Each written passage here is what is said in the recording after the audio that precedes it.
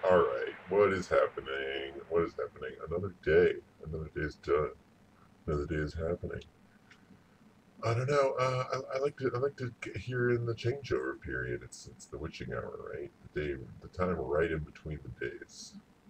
That's what interests me. The in between zones, right? So we're gonna have to pause this for 1 second here because I gotta scrub this video. This was what was playing in the intro. This is from, this isn't from today, this is from yesterday. Just a quick time lapse, right? These are these fluffy clouds from the actual rain that you see. But I wanted to call your attention to that moment. I'm going to have to make a dedicated video about this because this is just absolutely insane what happens here, right? Here's your standard time lapse. And obviously, I don't mess with this footage. This is what the footage is. Uh, if you don't believe me, then just go suck on some walnuts or whatever you desire to suck on. But don't tell me that I messed with this video because I totally I know I didn't. So check out this color of this guy. Right? It is sort of changing over time. You can see the light sourcing of the actual sun, right? As I scroll back and forth here, it's dissipating. But in general, just sort of clouds heading in that direction, right? These are a little less uniform. There's a beautiful standard old school cloud. A little more dissipated. But still, notice the color. Notice the color. Bam. Bam. Did you see this? Look at that. That is from one frame to the next. Here's the blue. Bam. Bam. It just gets all gray all of a sudden. And I mean, this is a time lapse, so I can't unfortunately go back and check this out frame by frame. These are half-second exposures, or a half-second delay between the photos. But still, this is I don't know. I mean we can't see the sun, so maybe there is some source that it went behind instantly and was able to affect. But I don't really buy any of that. Look at how uniform the color changes, how instantaneous. All over the entire skyline, this big shift here. And it doesn't matter where you're looking in the picture, there's a huge change in the coloring of everything. Right? Everything here's before, straight chilling, blue skies.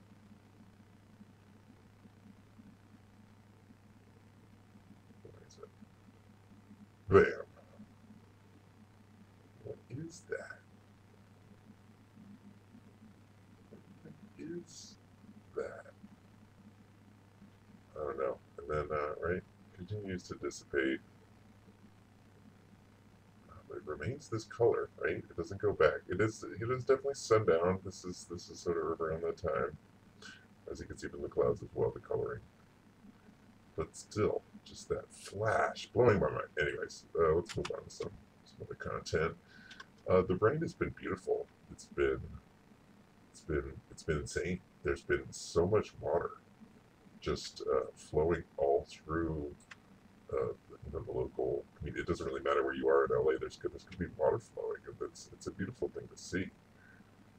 This is how it used to be, back when I was a kid. That's how it always was. That type of thing. Right, and but the reason I showed you that is because, right, we haven't seen rain like this in a really long time, and it's been continuous. It's just been continuously raining, and it's not really your standard winter season for us here.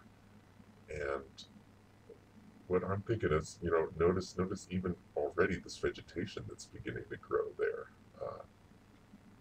And I think they're stoking the plant content for another wildfire. That's what I'm thinking. They got to get some material generated, and they got to do it now. In the winter months, they want to make sure they have something to burn through. Is what I'm thinking, because this is a very strange rain period. I've never sort of experienced rain directly like this in my lifetime. So anyways, this is from the day, standard pictures. But yeah, right, there's not a whole lot of trail seeking to be done when it's this overcast, which again, that doesn't mean that they're not spraying at all. It could be quite the contrary, that there's a lot going on up there, but it just means that it's really hard to document or see really anything. There's Nibiru. I caught him. That's actually Nibiru. And I'm pretty much for sure guaranteed that it's Nibiru, and don't tell me otherwise, because just look how pristine it is. It's beautiful. No, it's not Nibiru, it's lens flare. This is your standard iPhone lens flare when it comes to the sun. At this point, you should definitely be able to recognize it yourself on your own phone. If you indeed do have a smartphone, it is very easy to get to know what the actual lens flare looks like that is created by your camera, so you can then look out for other anomalies. It just takes a couple pictures to know exactly where the lens flare actually is, and then you don't have to worry about that anymore. You can think about other things. Right, again, just sort of standard, very uniform cloud cover today. I'm wondering if I did get a time lapse. I don't know. I don't think I did, actually. Because the time lapse, as you can see, from that other video, it's a really good way to get a hold on, the atmosphere and what's going on. The general date, much more than even a picture, I would say. This gives you sort of an idea, but it's not what I was talking about. I thought I had another one. Yeah, no, that's the one from yesterday, but still blowing my mind. I gotta make another video about this. Bam! Bam! Just shifts. Gonna have to, do further research there. But that's about it for the sky pictures. There's really not a whole lot you can do when it's this rainy around here. So standard experience. But I guess it really doesn't matter if they're spraying like crazy. Everything's sort of like standard experience these days. So let's hop on over to the interwebs. Check out the internet. What is going on? Obviously today was the Super Bowl. Everybody was talking about the Super Bowl. I had to work, so I did not partake of any Super Bowl experiences, but I'm sure there were a lot of great commercials and got a lot of great, football plays and some cool things that happened. This just also sort of blew my mind this morning. The Atlantic is classic. How long have they been around? Super long time. But this sort of classic elite magazine you should definitely check it out if you never picked up an issue, because it's fascinating.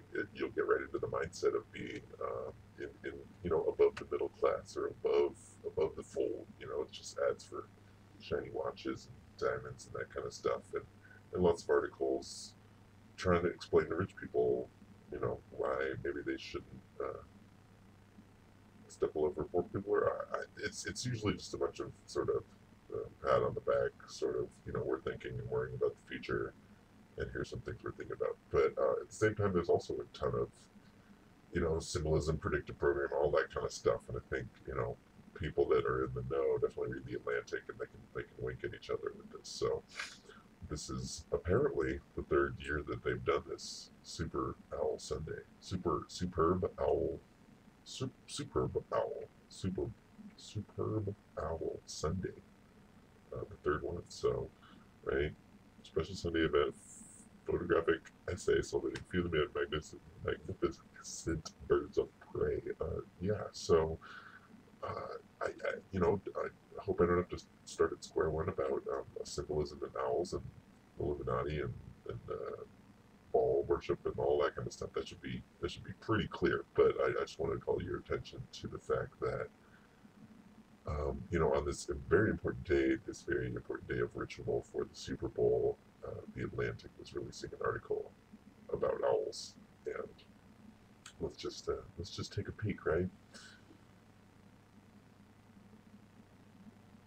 Cool owls. There's no cool owl.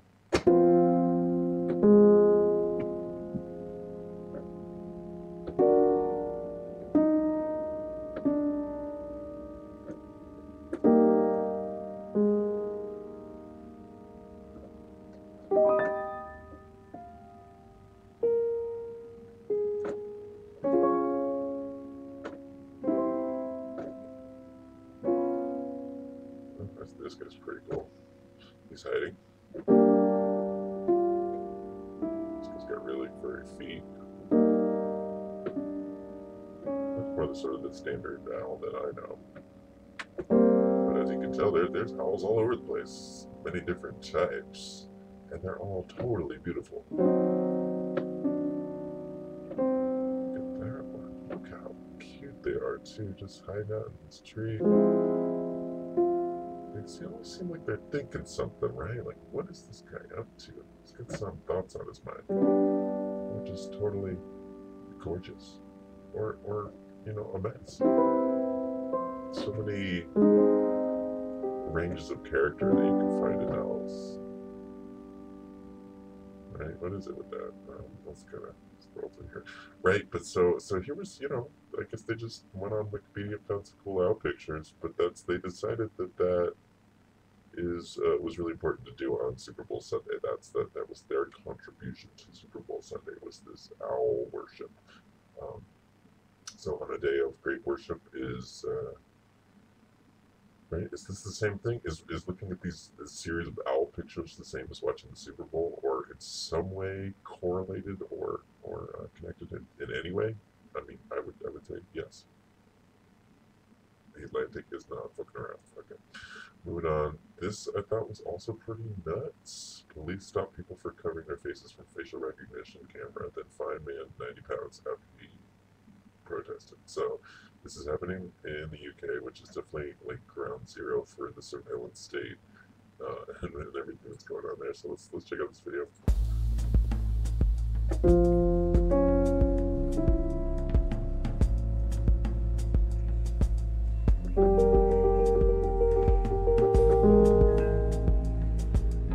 Today, the Metropolitan Police and British Transport Police are conducting a joint operation into the use and deployment of live facial recognition technology.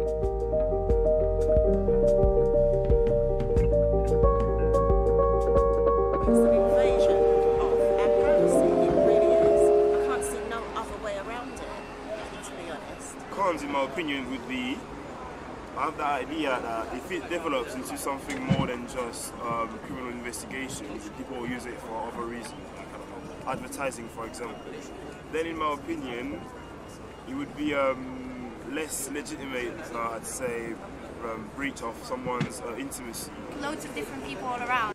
Okay. Anyways, right, and then cut to a bunch of people and what they think about this and how maybe under the right circumstances this is totally fine and good. We should get facially scanned. Right, this whole sort of project is normalization, just further pushing the line towards sort of complete um, surveillance and openness. There's definitely stuff still now in society. It really doesn't matter. Well, I guess it really does depend on the culture that you're in, but in certain, at least American culture, at least in British culture, there are still sort of taboos and privacy concerns and things that you don't want people looking into. We still have areas like that in our culture, and right, that's a problem. We got to get rid of those. We got to start steamrolling through any sort of area where you feel entitled to keeping things to yourself, right? Um, wearing clothes and all that kind of stuff.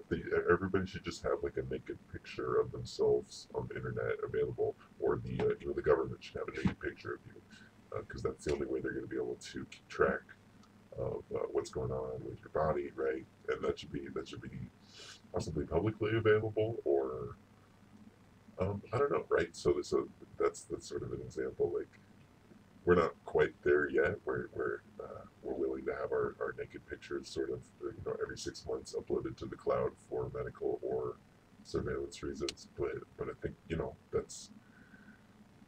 that's the direction. That's the direction we're going in. And I think this is just interesting from all sides. That right, that they would be reporting on this, playing other people's things, saying it's okay, also having this lead headline be, you know, obviously you should be outraged because of this, because they say it's not mandatory, but it's mandatory. This guy got fined a bunch of money for not doing it, and right, declining to be scanned would not necessarily be viewed as suspicious, right? Yeah, right. Uh, and they mentioned all this stuff in the article. Can't Big Brother watch, because that was the watchdog noticing it.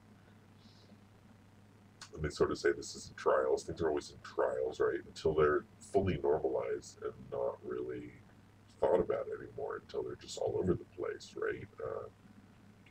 Same with scanners at the airport. Same with all sorts of crazy sort of surveillance that's going on in the UK. And a lot of that stuff that they have over there really wouldn't fly here in America quite yet. And that's what I mean. They're sort of pushing the goal lines, and each country or sort of culture is in a different place on that sort of spectrum, as they move towards total freedom, or what are we calling it? I don't know. The paradise. I don't know. The end of this whole thing, whatever this is all heading towards. In your daily, what the hell is going on with Mother Nature news? This is BBC, right? I thought this was pretty funny. I've never heard of this, and apparently a bunch of people hadn't either. With the right conditions, the snow can kind of start to connect together and then roll over and then grab more snow and then just sort of roll down the hill. They're called snow rollers. And for some reason there were six. I don't know. I also seem to think that it depends on the article, or maybe it doesn't. But there's always sort of numbers mentioned, possibly coded messages that could be hidden directly in a simple article like this. Because this is almost right. That's the whole article. This is almost useless. Who's gonna really report on this? First up, they were man-made footprints. Wind conditions are ideal to blow so along, picking up more snow along the way. But right, this isn't like a snowball or anything. They have this hollow center. Ian Ferguson said it's very rare the conditions were so perfect that snow rollers could be formed. Apparently, this is a thing, right? Even if it wasn't a thing, you can sort of get everybody on board to act like, oh yeah, this is totally a thing. No worries, guys. Thing is real. Thing is totally fine. But this is weird. This is totally weird, and it happened in certain lines across this field. It definitely is strange. I guess that's a local news thing, but the takeaway would be this is really weird, and global catastrophe. general global catastrophe is on its way. So watch out for that. So I was looking into some other research elements. If you're not familiar with Mr. MBB 333, then you definitely should be. There's probably a much better chance that you're familiar with Mr. MBB 333 than you are familiar with Victory. So, welcome to Mr. MBB. Let me just put his thing here in the thing. I should probably add some more links. Hard to know how much effort really to put into this nonsense. But I have a thesis. I have a thesis here. Wait for it. Right. So this was just he cranks out videos and they're really good at it. That's an old bridge. Obviously, it's not used today. That's not a modern road. That's very, very old. And if you look around this area, you will see signs of these circles everywhere. Look at this. This looks like a settlement of some sort. I don't think it was some form of agriculture. This terrain is a little rugged for agriculture. Maybe it wasn't back then when they had more water. I don't know, but you can tell that the water supply definitely dried up. But here's like an old settlement here. You got 1, 2, 3, 4, 5, 6, 7, 8, about 10 connected together. Was that one big family? Was that one settlement? Was this for animals? I don't think so. I was thinking more along the lines of this was a protective barrier for a settlement of people. But here's another one here, and if you just look around this area, you'll find them scattered out all over the place. Okay, so thank you, Mr. MBB. These are, he goes on to explain this. These are right next to the Nazca lines. Nazca lines. Let's see what does Wikipedia have to say about the Nazca? What do they have to say? They are in Peru, I believe. Southern Peru. They were created apparently between 500 BC and 500 after. So right around Jesus' times, these were getting made, and they're just gigantic, unimaginably gigantic drawings, basically in the sand. Do they have like a close-up view? They really are just sort of these raised mounds, but some of them are incredibly detailed and complex and interconnected, and it just doesn't seem possible, right? There's a weird alien one. It just doesn't really seem like we made these. I don't know anybody personally that could make something like this, and I don't think you do either. This is right. They're kind of playful. I always thought they were kind of silly, right? They got this big spirally tail, but so maybe there's some more symbolism going in. It also always sort of reminds me of like some aliens were just fucking around, like they showed up and then they started shooting laser beams at the ground, and they were like drunk or something, and right, because this is just not a very good monkey. It's kind of awkward looking. It's really just not great looking. So if there are some sort of hidden meanings or symbols in it, then that's hard to say, right? That's the kind of monkey that I would draw like during a drawing board game, or what is that game called? Dictionary. You know what I mean? Like these are some awkward ass fingers. Does he have all his fingers? Like that's the kind of thing you do when you're in a rush. Like you're just drawing a monkey real quick. Other ones seem a little more thought out, but they all sort of have this weird kind of playful awkwardness about them, right? So that's that. That's where they are. Right there in Peru. And so where he's talking about is like right over here.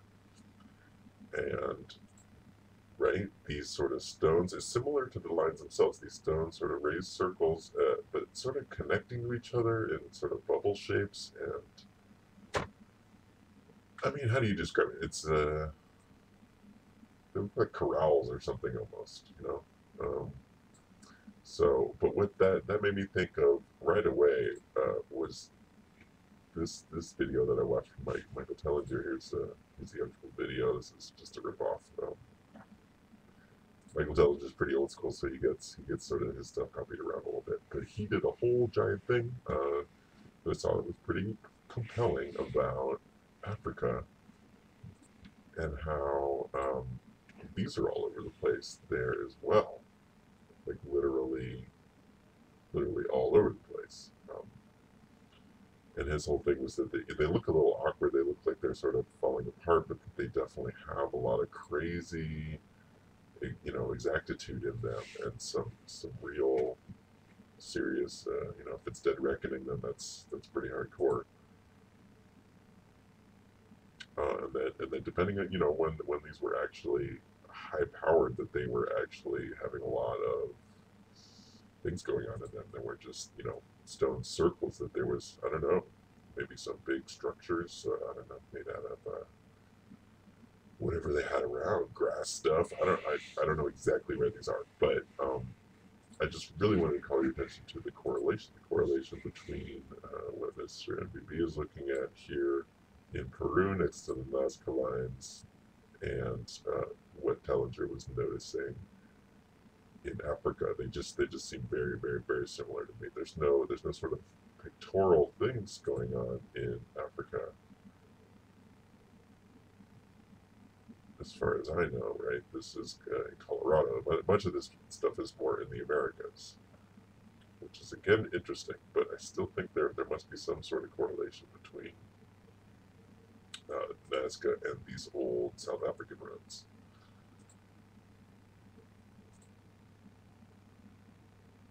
Right, and another fantastic channel, Suspicious Observers.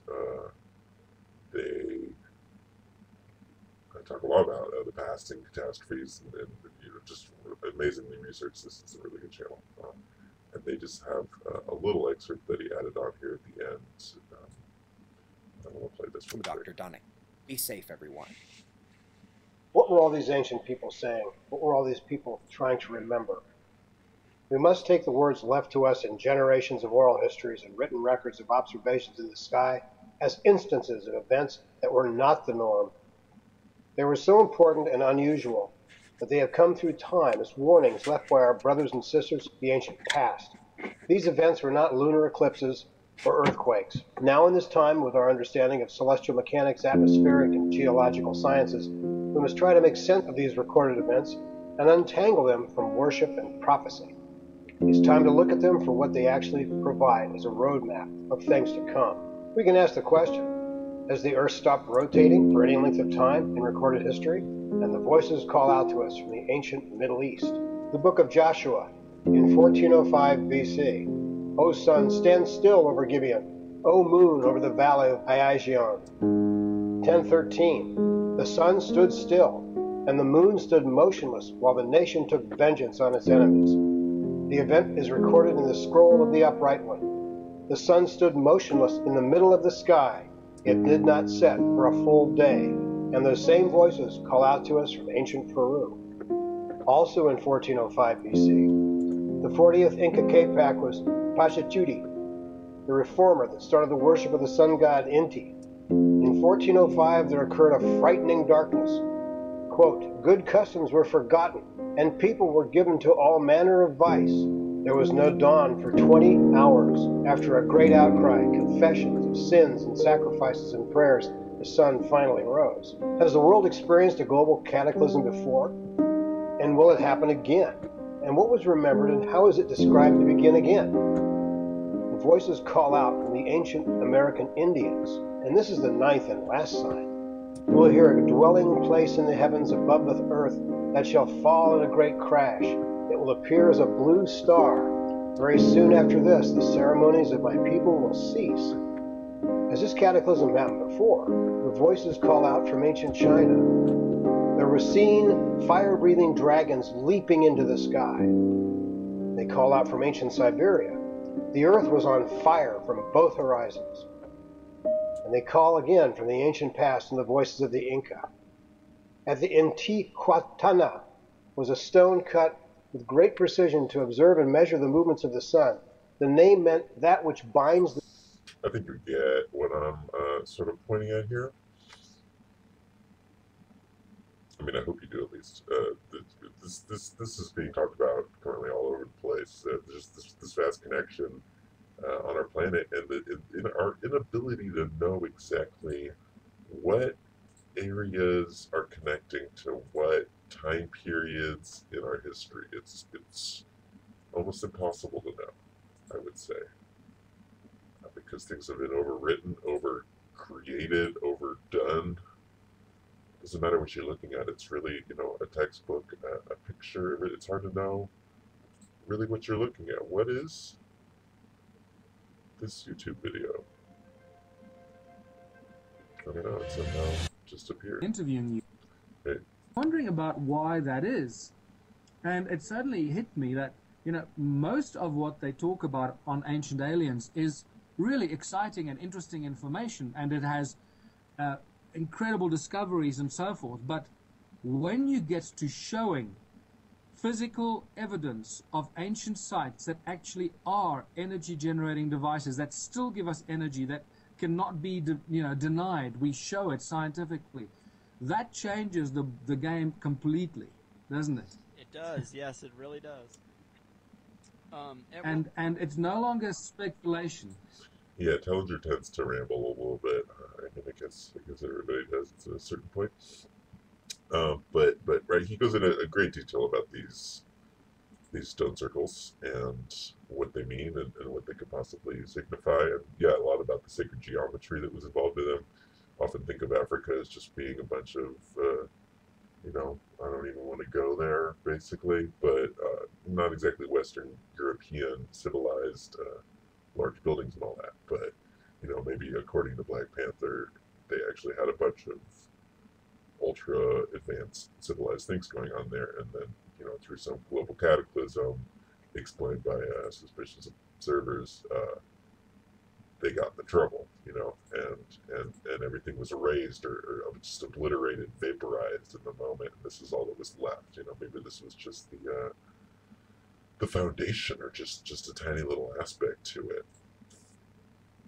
Right, again, it's good to see it from the side. They really are just sort of these erased little mounds, which makes you think, yeah, this is sort of just the burn lines that got left after some nuke went off or something, and this whole thing just got vaporized. Sort of looks like the peace symbol. Just getting a little distracted at this moment. I'd say it's been a long day, as I'm sure you've had one. We're about to wrap it up.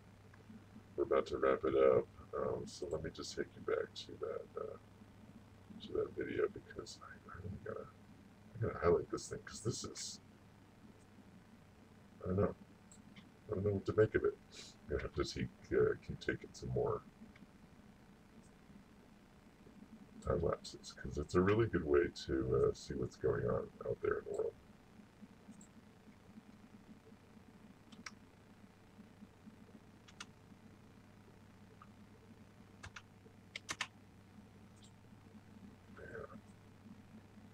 See if we can catch that moment again. Oh, bam. Right? Look at this blue.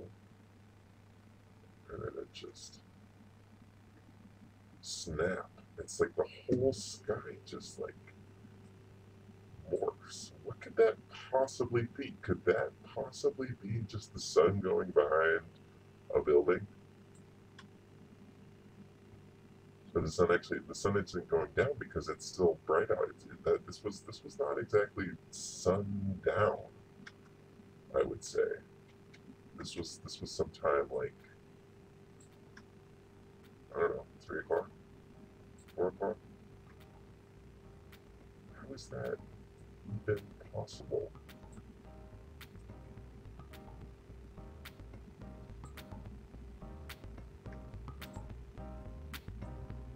Alright, it's been real.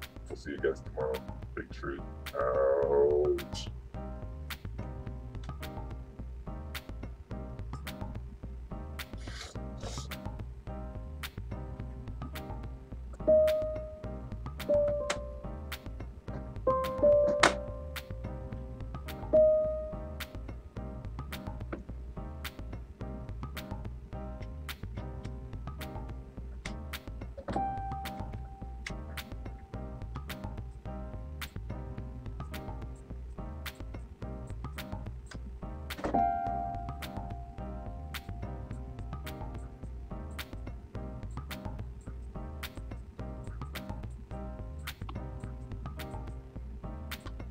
Bye.